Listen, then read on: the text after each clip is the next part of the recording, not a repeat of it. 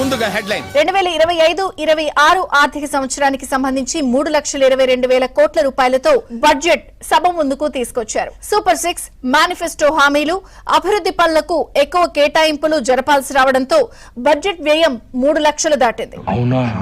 అబ్బా, మరి నేను మొదలెట్టనా? మా ఆడబిడ్డలు జిల్లాలో ఎక్కడ ప్రయాణం చేయాలన్నా ఉచితంగా ఆర్టీసీ బస్సుల్లో ప్రయాణం చేయొచ్చు. నెక్స్ట్ ఐటమ్ ఆడబిడ్డ నిధి కింద నెలకు 1,500 రూపాయలు డైరెక్ట్ గా మీ అకౌంట్ లో వేస్తాం. అవన్నీ గ్రాఫిక్స్ రా. అంతేకాదు నీకు ఉద్యోగం వచ్చే వరకు నెలకు 3,000 రూపాయలు నిరుద్యోగ భృతి ఇస్తా. 10 లక్షలు చెక్ ఇస్తావా క్యాష్ తో చెప్పు. రైతుకు సంవత్సరానికి 20,000 రూపాయలు ఇప్పుడు ఇచ్చేది కాకుండా 20,000 వరకు ఇచ్చేట్టుగా మొక్క జరుగుద్ది.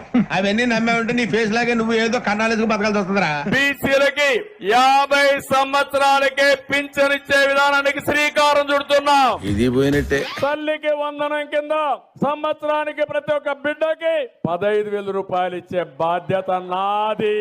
అసలు మీకు ఈ ఆలోచన ఎలా వచ్చింది? నాకు ఈ ఆలోచన ఎందుకు వచ్చిందని అడిగే బదులు మీకెందుకు రాలేదని సిగ్గుపడండి.